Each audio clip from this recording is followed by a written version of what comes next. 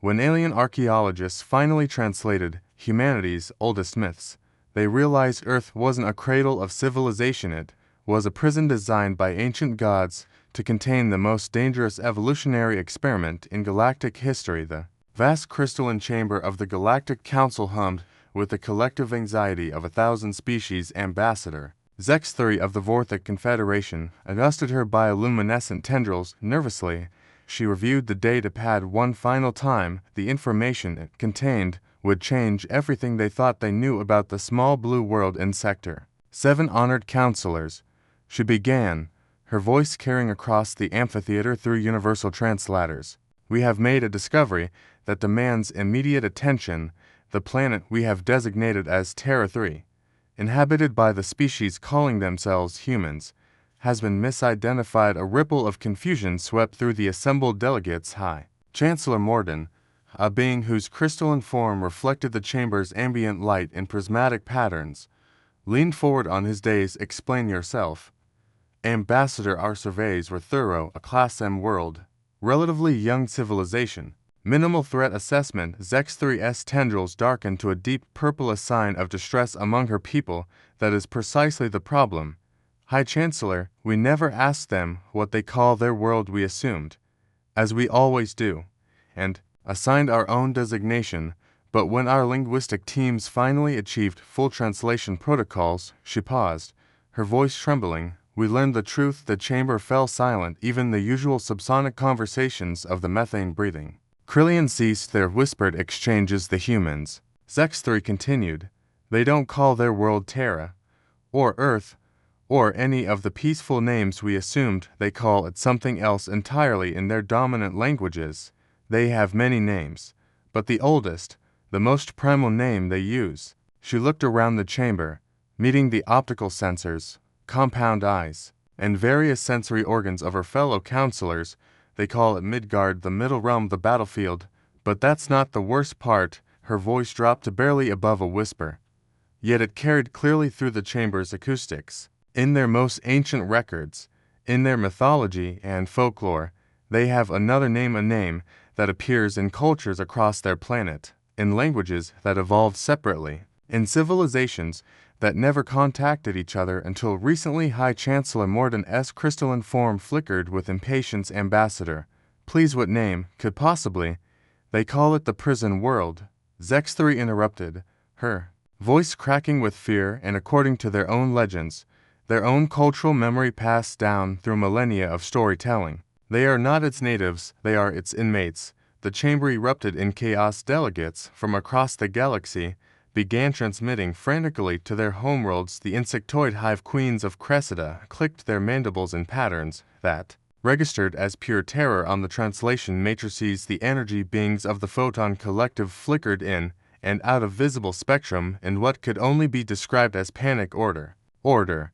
High Chancellor Morden's voice boomed through the chamber, his crystalline form blazing with authority. Ambassador Zex3, these are serious allegations. You're suggesting that an entire species has been imprisoned.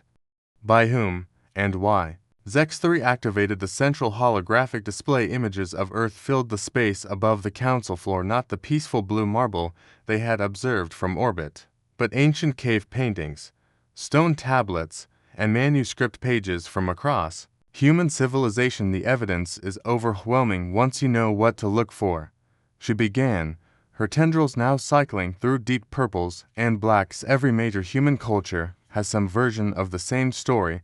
They speak of a fall from paradise, of being cast down from a higher realm. They talk of angels with flaming swords guarding the way back home, of gods who punished them by binding them to a world of suffering and death. The hologram shifted, showing artwork from different human civilizations, Mesopotamian tablets, Norse sagas, Aboriginal Dreamtime stories, Hindu scriptures, Christian and Islamic texts, Buddhist teachings. But here's what's truly terrifying, Zex3 continued, her voice gaining strength as she delved deeper into the horrifying implications.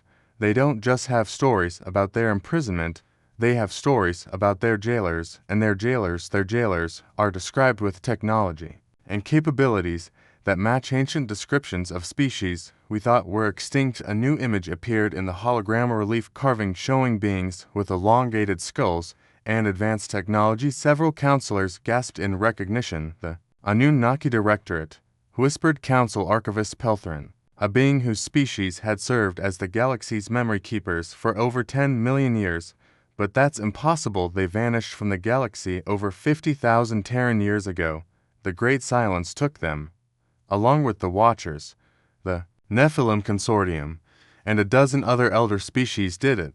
Zex3 asked, her question hanging in the air like a toxin. Or did they retreat to a single world to conduct the greatest experiment in galactic history? Think about it, counselors. What if Earth isn't just any prison world? What if it's the prison world? What if it's where they put the most dangerous entities they ever encountered? Preposterous, declared General Voxstar of the Regellian Military Union, his scarred exoskeleton gleaming under the chamber lights. Humans are barely capable of interstellar flight. They still use chemical rockets for most of their space program. They can't even maintain peace on their own world. How could they possibly be dangerous enough to warrant imprisonment by the ancients? Zex3's response was quiet, but it carried the weight of absolute certainty. General, have you actually studied their capabilities? Not their technology, but their inherent traits as a species. The holographic display shifted again, now showing statistical analyses, biological data, and behavioral studies compiled by the Galactic Survey Corps over their decades of observation. Let's start with the basics, Zex3 said, her academic tone making the information somehow more terrifying. Humans are persistence predators. They don't have the speed of a Zentarian hunter or the strength of a Gornick berserker, but they have something far worse. They never stop. A human can track prey across continents, running for days without rest, until their target simply dies of exhaustion. General Voxstar shifted uncomfortably. His own species were ambush predators who expended massive energy in short bursts. But that's just the beginning, Zex3 continued. Humans have what they call hysterical strength. In moments of extreme stress or emotion, their bodies can temporarily exceed their normal physical limitations by up to 300%. They have redundant organs, healing factors that allow them to survive injuries that would kill most species, and a pain tolerance that defies medical explanation. The display showed medical scans comparing human physiology to other known species. The differences were stark and unsettling. Their brains, Zex3 continued, are perhaps the most frightening aspect. Humans possess something unique in the galaxy. They can hold contradictory thoughts simultaneously without experiencing cognitive shutdown. They can believe multiple conflicting truths at once. They can love and hate the same entity. They can sacrifice themselves for others while simultaneously plotting their own survival. We call this cognitive dissonance. But for humans, it's just normal thinking. Counselor Hithmiran of the Logic Collective, a species that had achieved perfect rational thought eons ago, emitted a sound that their translators couldn't parse, likely their equivalent of screaming. But surely, interjected Ambassador Qualanoon of the Peaceful Traders Union, their fractured nature makes them weak. Their constant warfare, their inability to unite. That's what we thought. Zex3 interrupted, but look closer. Humans don't war despite their unity. They war to achieve it. Every major human conflict has resulted in greater cooperation. Afterward, their species learns and adapts through violence. They literally evolve their civilizations through warfare. The hologram displayed human historical timelines, showing the acceleration of technological and social development following major conflicts. World War I introduced them to chemical weapons, advanced communications, and aviation technology. World War II gave them nuclear power, rocket technology, and computing systems. Even their smaller conflicts drive innovation. They create solutions to problems they don't even know they'll face yet. And now, Zex3's voice dropped to barely above a whisper. They're starting to leave their prison world. The silence in the chamber was deafening. Every delegate, every observer, every artificial intelligence and energy being present felt the weight of the implications settling over them like a suffocating shroud. High Chancellor Morden's crystalline form had dimmed to barely perceptible levels. You're saying they're escaping? They've already escaped, Zex3 replied, they have permanent installations orbiting their world. They've sent probes to every planet in their system and beyond. They've landed on their moon multiple times, just to prove they could there. Planning missions to Mars, to Europa, to Titan. They're talking about generation ships, about terraforming, about spreading across the galaxy. She paused, letting the horror sink in. And they have no idea they were ever imprisoned. The implications hit the council like a physical force. Ambassador Quailthara of the Empathic Syndicate began broadcasting waves of pure terror that forced the emotional dampeners throughout the chamber to activate. Think about it. Zex3 continued relentlessly, a species bred for warfare, refined through millennia of conflict, with bodies built to survive and adapt, minds capable of holding infinite contradictions, and the persistence to chase their goals across any distance, any time span. A species that views the entire universe as something to be explored, conquered, and understood. A species, she added, her voice now carrying the weight of prophecy, that has no idea it was ever contained. General Voxstar's military bearing finally cracked. What do we do? How do we stop them? Do we sterilize the system? Deploy the star killers? We have to act before. Before what? Zex3 asked coldly. Before they discover that we've been watching them. Before they realize that we classified them as a minor civilization suitable for eventual contact. Before they understand that we've been treating their prison world as a nature preserve. The general fell silent. Don't you understand? Zex3's tendrils had turned a color that had no name in any language, a shade that somehow conveyed out hopelessness. We've already made contact. Our first contact protocols assumed they were natives of their world. We've been treating them as a young, developing civilization. We've been friendly. High Chancellor Morden's form flickered with confusion. Surely that's good. If we maintain peaceful relations, we've shown them we exist. Zex3 interrupted. We've shown them that faster than light travel is possible. We've demonstrated that there are civilizations spanning the galaxy. We've essentially handed them a roadmap to escape their prison and spread across the stars. And they're already asking questions. The holographic display shifted to show recent communication logs between human governments and the Galactic Council's First Contact Division. The messages scrolled past, showing an escalating pattern of inquiry that made every delegate in the chamber understand the true scope of the disaster. Initial Contact Protocol 847B was implemented 6 months ago. Zex3 read from the log's standard procedure. Identify yourself as representatives of galactic civilization, offer technology exchange, establish cultural liaison. The humans responded enthusiastically. The first messages were standard diplomatic exchanges, but as they progressed, the human questions became more pointed, more specific. Why did you choose now to make contact? How long have you been observing us? Are there other species like us who have been recently contacted? What is the standard procedure for civilizations reaching our technological level? Ambassador Qualanun shifted nervously. These seem like reasonable questions for a newly contacted species. Keep reading.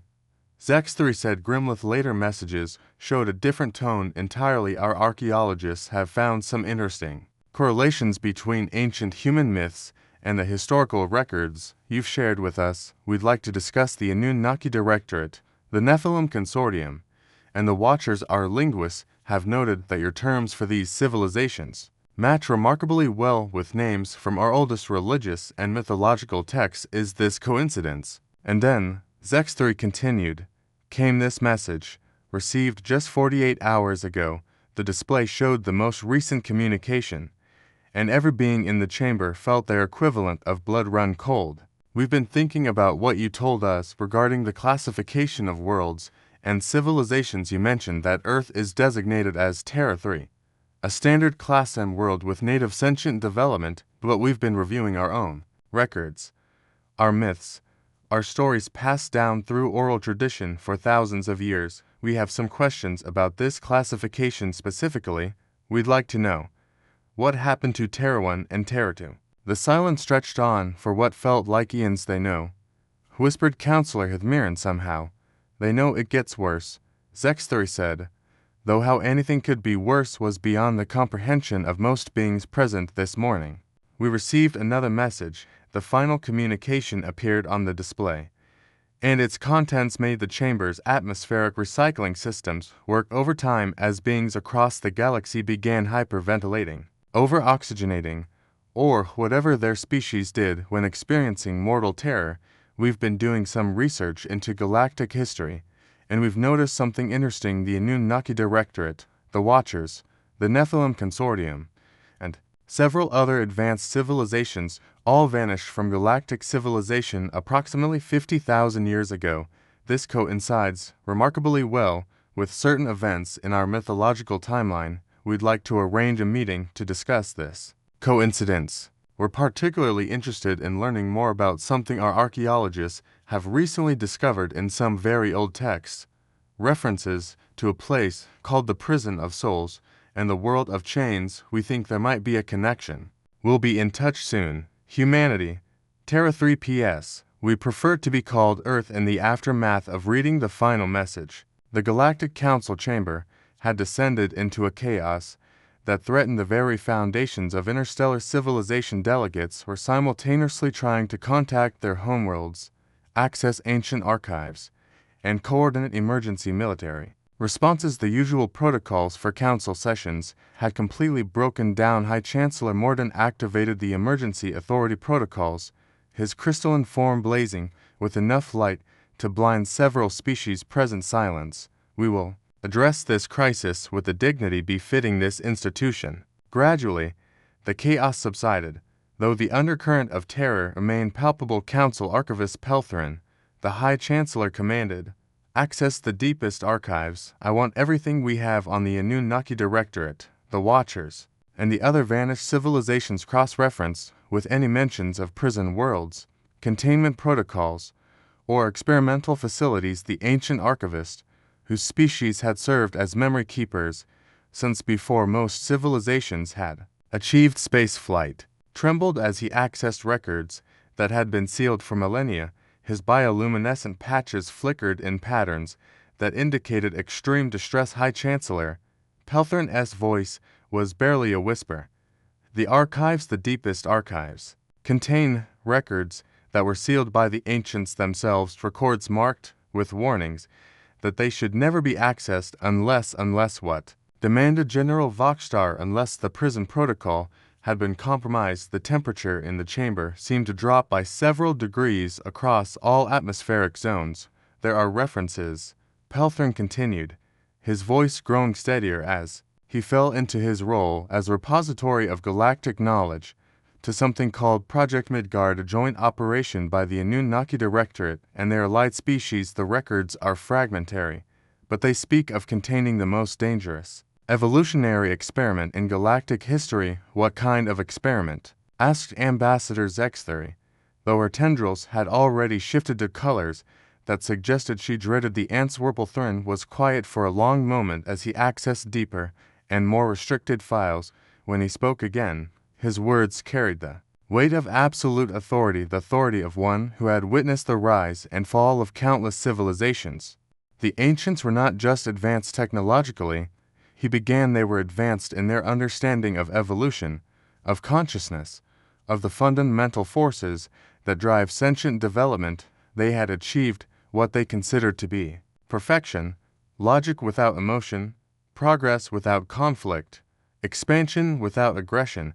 "That sounds ideal," commented Ambassador Qualanun hopefully. "It was also sterile," Peltherin replied. "Their civilizations had achieved stability, but at the cost of innovation, creativity, and growth. They realized they had reached an evolutionary dead end, perfect, logical, peaceful, and ultimately doomed to stagnation." The archivist's next words would echo through galactic history. "So they created an experiment. They took the genetic material, the cultural patterns, and the developmental potential of the most aggressive, creative, and chaotic species they could find throughout the galaxy. They combined these traits, refined them, and created a hybrid species designed to embody everything they had evolved away from humans," whispered Zexthery. "Not just humans," Peltherin corrected. "Humans were the final result. But the experiment involved multiple generations, multiple attempts to create the perfect synthesis of chaos and creativity, aggression and innovation, emotion and logic, and then they imprison this creation on a single world to observe what would happen when all these traits were forced to develop together under pressure. The holographic display activated again, this time showing not human data, but ancient schematics and genetic models that hurt to look at directly. The mathematics involved in their creation existed in dimensional spaces that most species couldn't fully comprehend. The ancients documented everything. Pelthrin continued, his voice taking on the cadence of one reading from sacred texts. They wanted to see if a species could develop that combined the tactical thinking of the Rigelian military union, the persistence of the Zentarian hunters, the adaptability of the shapeshifter collective, the emotional range of the empathic syndicate, the curiosity of the exploration guild, and the pack cooperation of the hive minds. Each species mentioned shifted uncomfortably as they recognized their own traits reflected in humanity's development, but they didn't just want these traits to coexist. The archivists continued, they wanted them to be forced to evolve together under extreme pressure, so they designed Earth not as a paradise, but as a proving ground. Limited resources, environmental challenges, natural disasters, dangerous wildlife, and most importantly, he paused, accessing another file. They programmed the species with an inherent dissatisfaction. Humans are biologically incapable of being content with their current state. They are driven by what their own psychologists call divine discontent, a perpetual need to grow, to change, to become more than they are. General Voxstar scarred exoskeleton cracked audibly.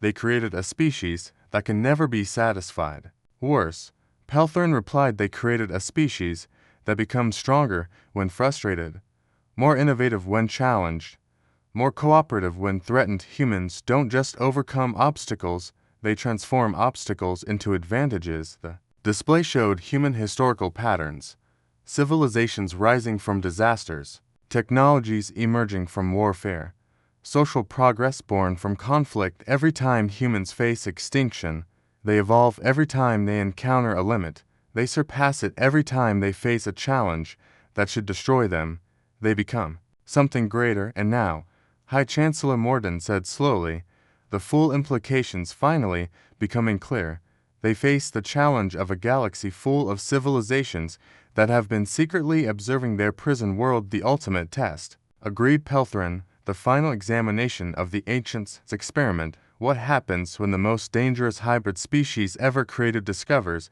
that the entire galaxy has been watching them, studying them, and treating their world as a containment facility?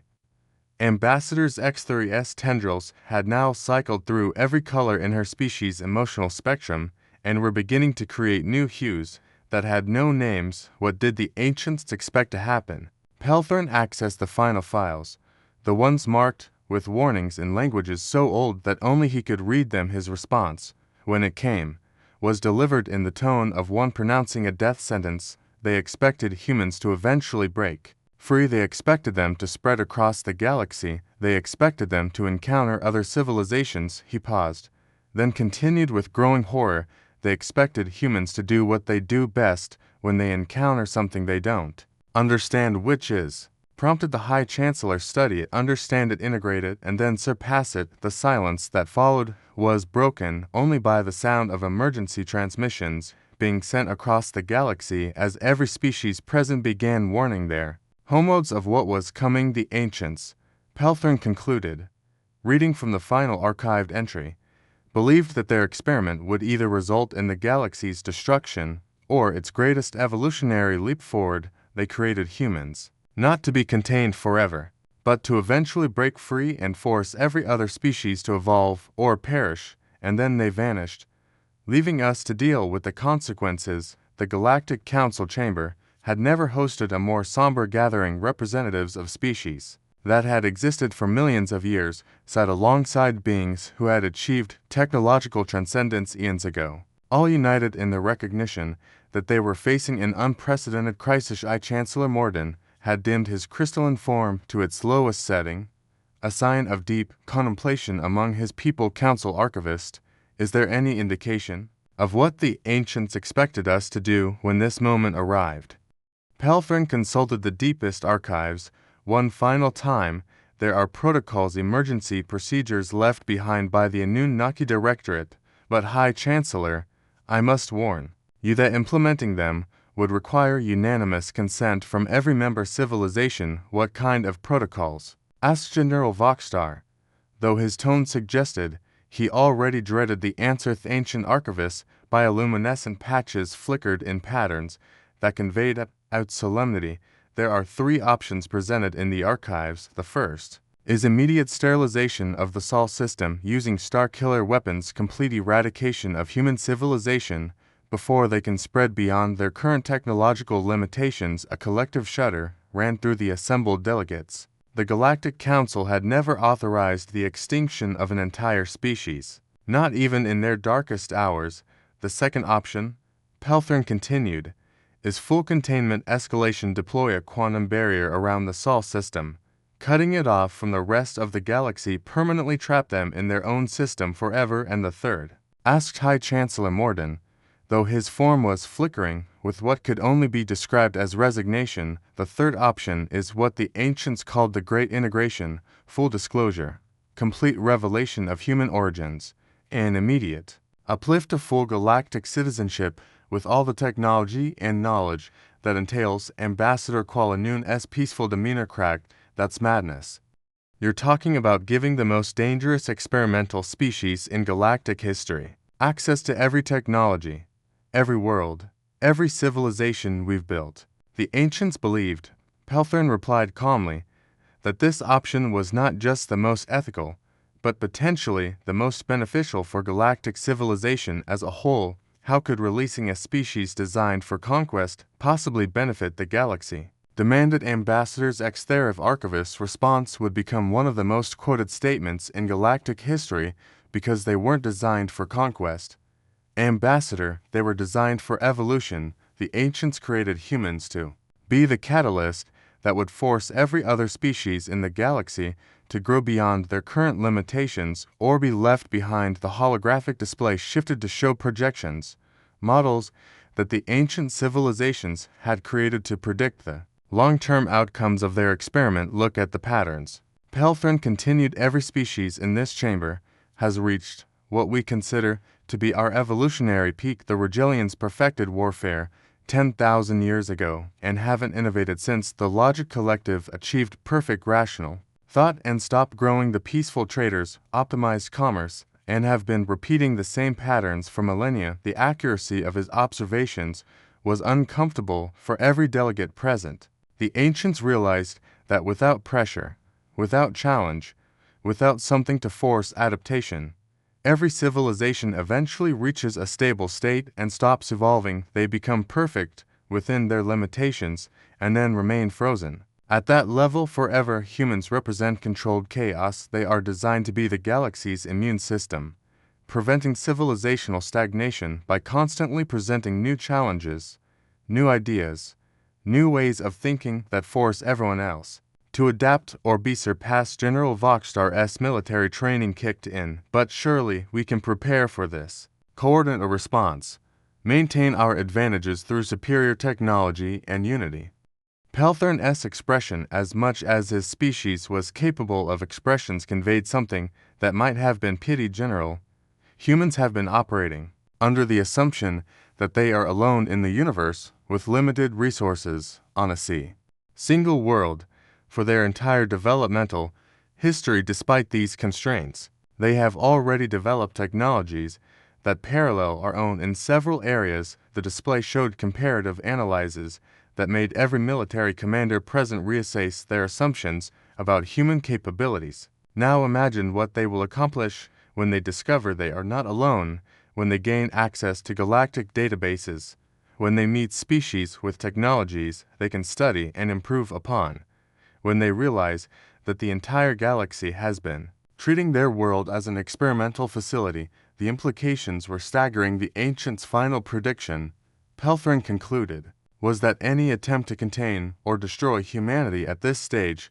would unite them in a way that their own conflicts never could, that the revelation of their true origins and our role in their development would trigger exactly the kind of evolutionary leap they were designed to achieve. In other words, High Chancellor Morden said slowly, "We're all ready to late the vote that would determine the fate of galactic civilization was held in unprecedented secrecy. No records would be kept.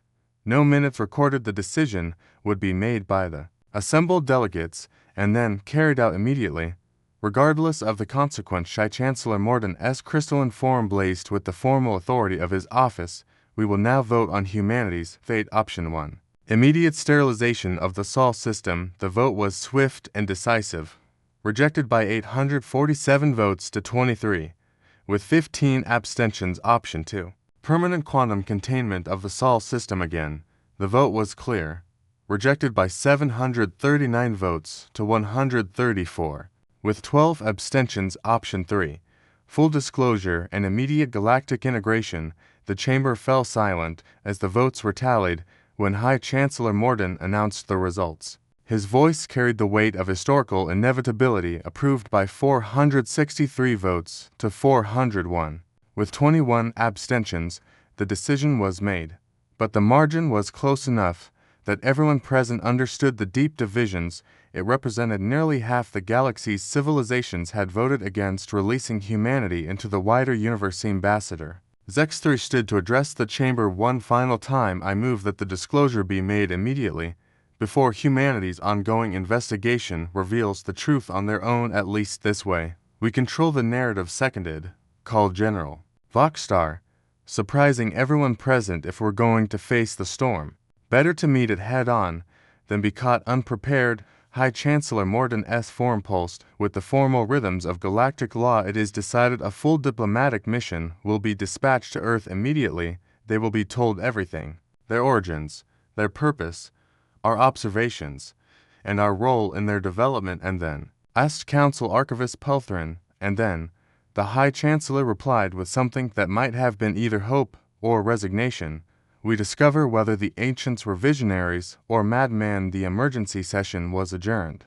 but not before every delegate present had begun making preparations for what they all recognized would be the most significant moment in galactic history since the formation of the Council itself. As the representatives dispersed to their various ships and communication arrays, a final message was being received from Earth. It was brief, but its implications were staggering. "We've figured it out. We know what Earth really is, and we know what you've been doing. Don't worry, we're not angry. We're grateful. You've given us the greatest gift any species could receive. A worthy challenge. We'll be in touch soon." Humanity, the great experiment, was about to enter its final phase. 3 days after the Council's vote, the largest diplomatic fleet in galactic history arrived at the edge of the Sol system. Ships representing every major civilization formed a massive formation that dwarfed anything humanity had ever seen. The message they carried would change the course of galactic civilization forever. High Chancellor Morden himself led the delegation, his crystalline form aboard the flagship Consensus of Stars. Beside him stood Ambassadors X3, Council Archivist Pelthrin, and representatives of the 12 most ancient species in the galaxy. Communication that went out to Earth was unprecedented in its scope and honesty. "People of Earth, this is High Chancellor Morden of the Galactic Council. We come not as strangers making first contact, but as supervisors admitting a long-held secret. Your species was not unknown to us. Your world was not discovered recently. You have been observed, studied, and monitored for the entirety of your civilization's existence." The response from Earth came faster than anyone expected, suggesting that humanity had been prepared for this moment. "High Chancellor Morden, this is President Chen speaking. On behalf of the United Earth Government, we appreciate your honesty. Though it comes later than we might have preferred, we've prepared a formal response to what we assume will be your full disclosure. Please proceed with your revelation. We're ready." The casual confidence in that response sent ripples of unease through the assembled delegates. Chancellor Morden continued with the prepared disclosure. "Your species is the result of an evolutionary experiment conducted by ancient civilizations that vanished from the galaxy 50,000 years ago. You were designed to embody specific traits: adaptability, persistence, emotional complexity, and innovative thinking. Your world was selected not as a natural habitat, but as a testing ground designed to force these traits to develop under pressure. The pause that followed stretched across space and time, filled with the collective held breath of an entire galaxy. Finally, President Chen's voice returned, and in it was something that made every alien delegate understand why the ancients had chosen humanity for their experiment. High Chancellor, we appreciate the confirmation of what our own research had already suggested. We have 3 questions for you. First, do you believe the experiment was successful? Second, are you prepared to treat us as equals rather than test subjects? And third, are you ready for what comes next? General Voxstar leaned forward at his station. What comes next? President Chen's response carried the tone of someone who had already planned several moves ahead. What comes next? General Voxstar? Yes, we know who you are and what species you represent. Is that humanity takes its place in galactic civilization, not as the newest members, not as a primitive species to be uplifted, but as what we actually are, the species specifically designed to push galactic evolution forward. We've spent the last several months, since we first suspected the truth, preparing for this moment. We've been developing technologies, strategies, and cultural adaptations specifically designed to integrate with galactic civilization in ways that will benefit everyone involved. Ambassadors X3 found her voice. What kind of technologies? The response came with what could only be described as enthusiasm. We've developed fusion reactors based on principles derived from your own power signatures. Observe. During your surveillance, we've created translation algorithms that can work with quantum communication systems. We've designed spacecraft that can interface with your transportation networks, and we've established cultural exchange programs ready to begin immediately. But most importantly, President Chen continued, we've been working on something we call the Integration Protocol, a systematic approach to joining galactic civilization that maximizes the benefits for all species while honoring the original intent of our creators. High Chancellor Morden's crystalline form flickered with confusion. You speak as though you're grateful for your imprisonment.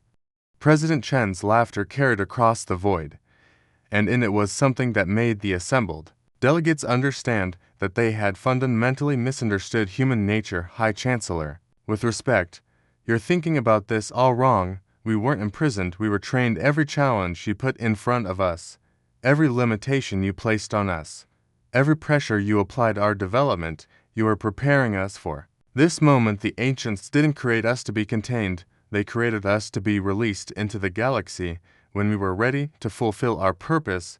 That purpose in conquest or domination, its catalyst. We're here to help every species in the galaxy become more than they currently are. And frankly, President Chen added with unmistakable confidence, it's about time we got started. 1 year after first contact, the Galactic Council convened for its annual assembly.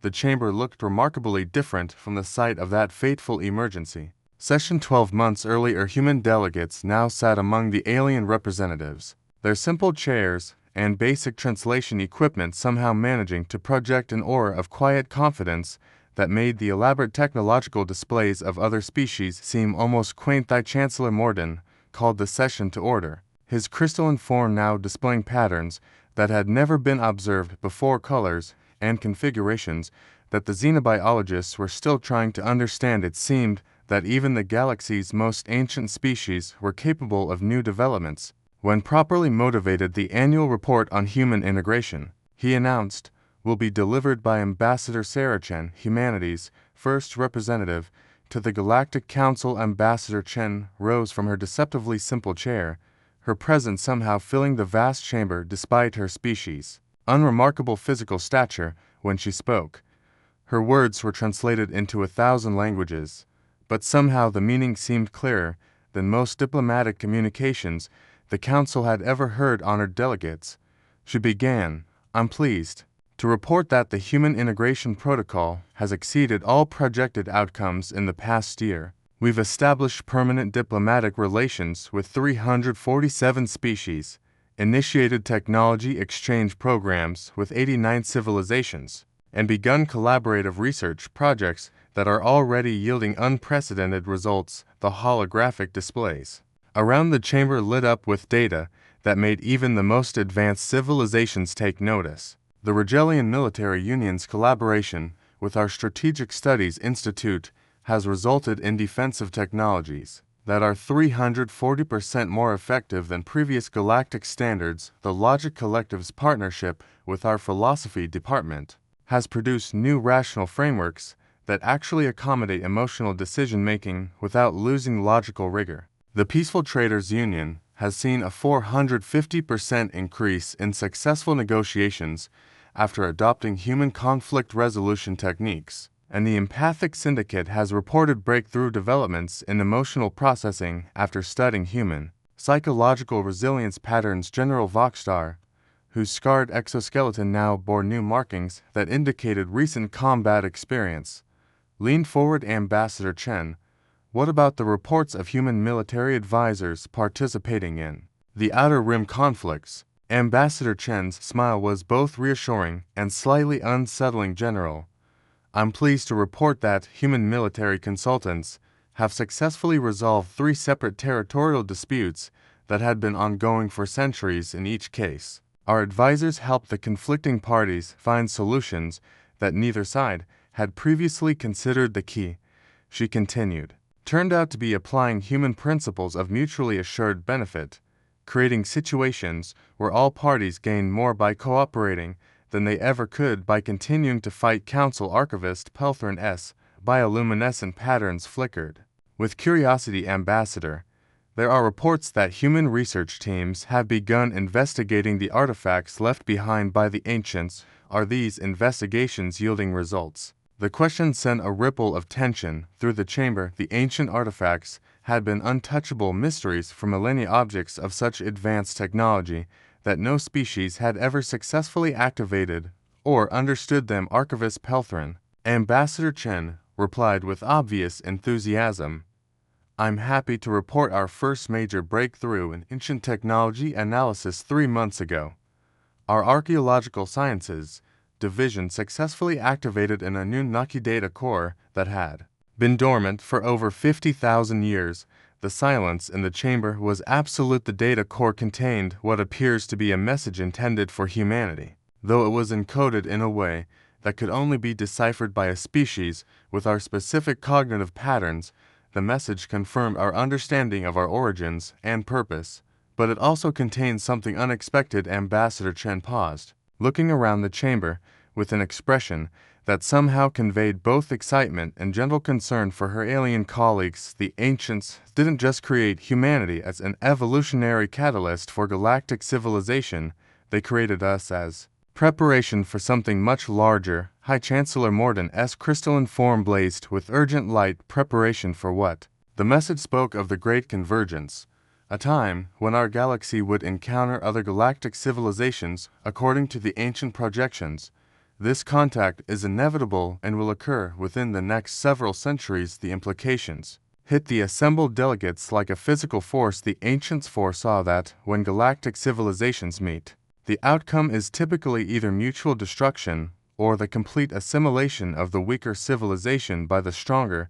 They created humanity to ensure that our galaxy would be prepared for this contact, not just technologically, but evolutionarily. They wanted to create a galactic civilization that was adaptive, innovative, and resilient enough to meet other galactic powers as equals rather than victims. Ambassador Chen's next words would be remembered as the moment when galactic civilization truly understood its destiny. The experiment worked in the past year. Every species that has engaged with humanity has shown measurable improvements in adaptability, innovation, and cooperative capability. The galaxy is already becoming more than it was, but this is just the beginning. According to the ancient projections, we have approximately 300 years to prepare for first contact with the Andromeda Galaxy's dominant civilization, 300 years to transform from a collection of individual species into a truly unified galactic culture capable of standing as equals with civilizations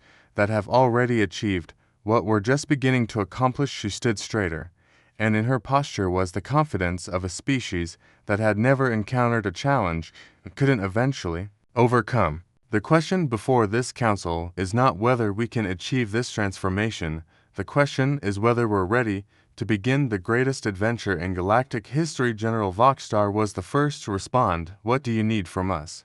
Everything. Ambassador Chen replied without hesitation. Full technological sharing, complete cultural exchange, integrated military development, and most importantly, the same trust that the ancients placed in us when they began this experiment. Trust that, when we push you to grow beyond your current limitations, we're not trying to diminish your species or your achievements, we're trying to help you become everything you're capable of being. High Chancellor Morden's crystalline form had begun displaying patterns so complex that they approached artistic beauty, and in return, Ambassador Chen said with the quiet confidence that had come to characterize human diplomacy, you get to be part of the most successful species in galactic history.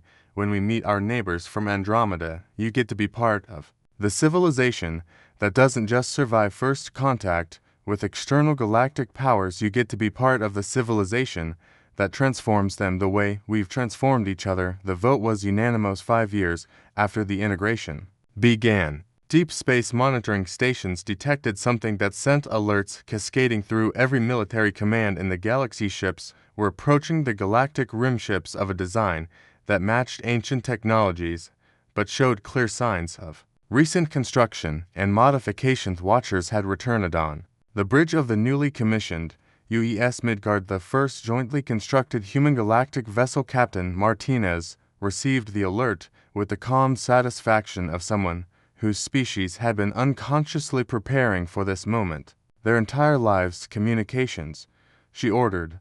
Open a channel to the approaching vessels. Standard first contact protocols. Captain Herzentarian tactical officer reported. Their ships are scanning us. The energy signatures match ancient Watcher technology, but the power levels are unprecedented. Understood. Any response to our communications? Before the communications officer could respond, every screen on the bridge activated simultaneously, displaying the image of a being that combined features of multiple ancient species in ways that shouldn't have been possible. Greetings, children of Midgard. The being spoke in perfect human English, though its voice carried harmonics that suggested it was simultaneously speaking in every language known to galactic civilization. Eldest Kavith of the Watcher Collective, we have returned to evaluate the success of the great experiment and to determine whether our galaxy is ready for the next phase of development. Captain Martinez settled back in her command chair with a relaxed confidence that had become humanity's signature response to the impossible. Eldest Kavith, this is Captain Elena Martinez of the United Earthship Midgard, representing the Terran Galactic Alliance. We've been expecting you. The ancient being's expression shifted in ways that suggested surprise, amusement, and something that might have been pride. Have you? Indeed. And what conclusion have you reached about your readiness for what comes next? Captain Martinez smiled with the quiet confidence of a species that had never met a challenge, couldn't transform into an opportunity. We've concluded that we're not just ready for what comes next. Eldest Kavith, we're ready to help you become ready for what comes after that. For the first time in 50,000 years, an ancient watcher laughed. The experiment, Eldest Kavith said with unmistakable satisfaction, has exceeded even our most optimistic projections. Welcome to the next phase of galactic evolution. And so began the second age of the galaxy, with humanity doing exactly what they had been designed to do, pushing everyone around them, including their own creators, to become more than they had ever thought possible. The great experiment had succeeded beyond the wildest dreams of its architects. The real adventure was just beginning.